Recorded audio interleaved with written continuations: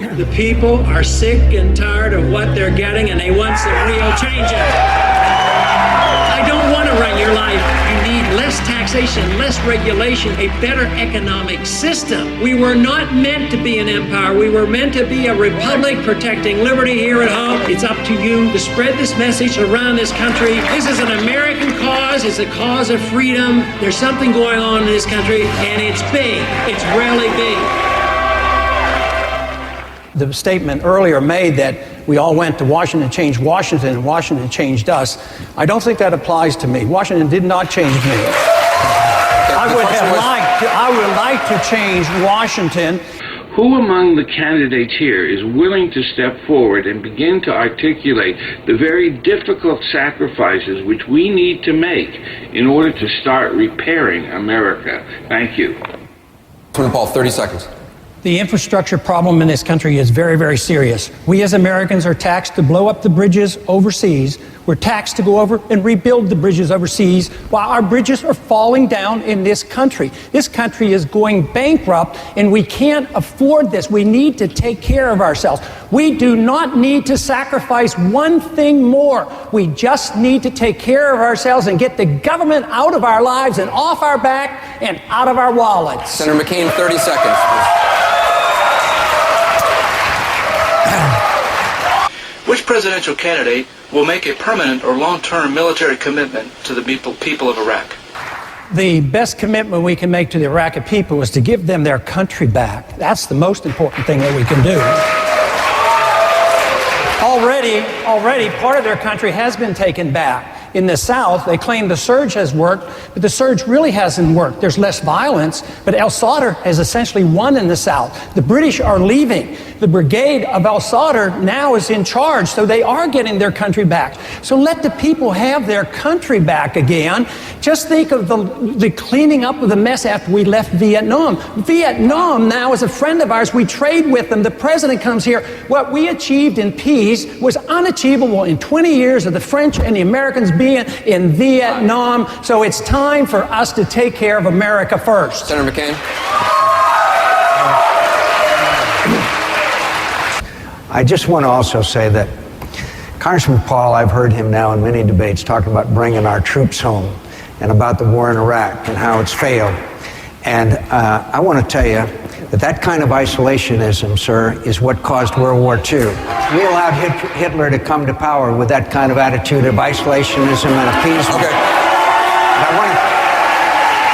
And I want to tell you something, sir. I just finished having Thanksgiving with the troops, and their message to you is, let us win. Let us win. Right. Congressman Paul, 30 seconds to respond. Absolutely. The real question you have to ask is, why do I get the most money from active duty officers, military personnel? So what John is saying is just totally distorted. He doesn't even understand the difference between non-intervention and isolationism. I'm not an isolationist. I want to trade with people, talk with people, travel, but I don't want to send our troops overseas using force to tell them how to live. We would object to it here, and they're going to object to us over there. All right, we will have a lot more on Iraq coming up. It's obviously a very heated topic. 30 seconds. Well, let me remind you, Congressman, we never lost a battle in Vietnam. It was American public opinion that forced us to lose that conflict. Congressman Paul, just want to allow you to respond. Shortly after the Vietnam War ended, Colonel Tu and Colonel Summers met, and they were talking about this. And our American colonel said, you know, we never lost one battle. And Colonel Tu, the Vietnamese, says, yes, but that's irrelevant. And it is irrelevant. But we have to realize why they want to come here. Wolfowitz even admitted that one of the major reasons that the Al-Qaeda was organized and energized was because of our military base in Saudi Arabia. He says, oh, now we can take the base away. He understood why they came here. They come here because we're occupying their country, just as we would object if they occupied our country. This question is for Ron Paul.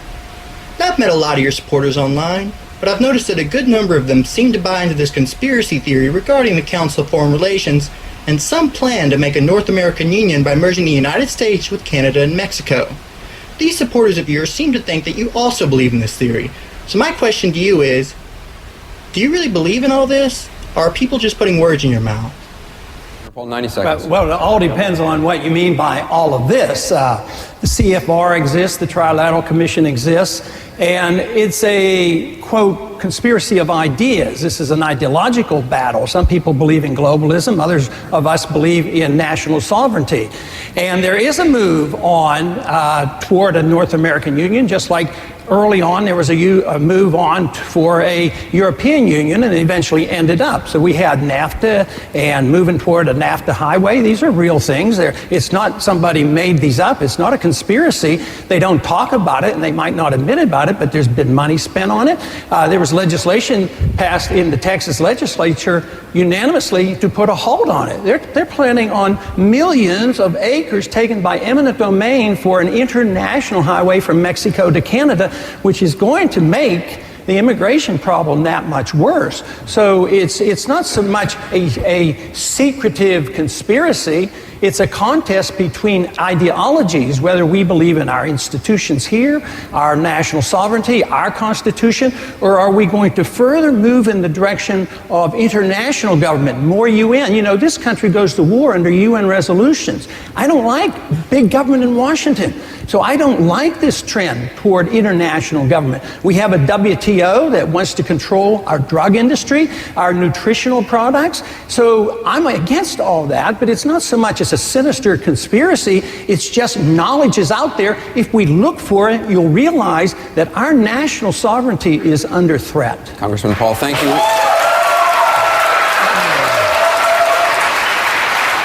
We've got Would you promise to the people watching this right now that you will oppose and veto any effort to raise taxes as long as you're president? Congressman Paul? I have never voted for a tax increase, never will, but the tax issue is only one half of it. You can easily pledge not to raise taxes, but you have to cut spending. My question is, what are the names of the top 3 federal programs you would reduce in size in order to decrease?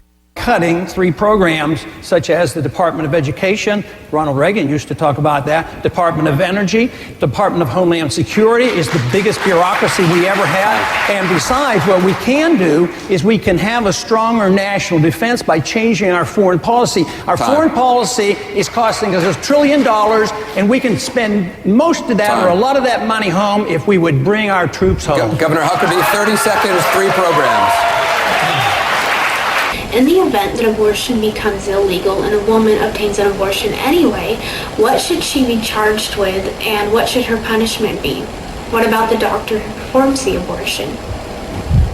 Congressman Paul? You know, it's not a federal function to determine the penalties for a crime of abortion if it's illegal in a state. It's up to the state, it's up to the juries. Should a woman be charged with the crime? I don't personally think so. I think when you're talking about 3rd trimester deliberate abortion and partial birth abortions, I mean, there has to be a criminal penalty for the person that's committing that crime.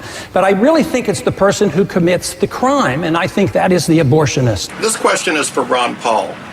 Mr. Paul, I think we both know that the Republican Party is never going to give you the nomination. But I'm hoping that you're crazy like a fox like that, and you're using this exposure to propel yourself into an independent run.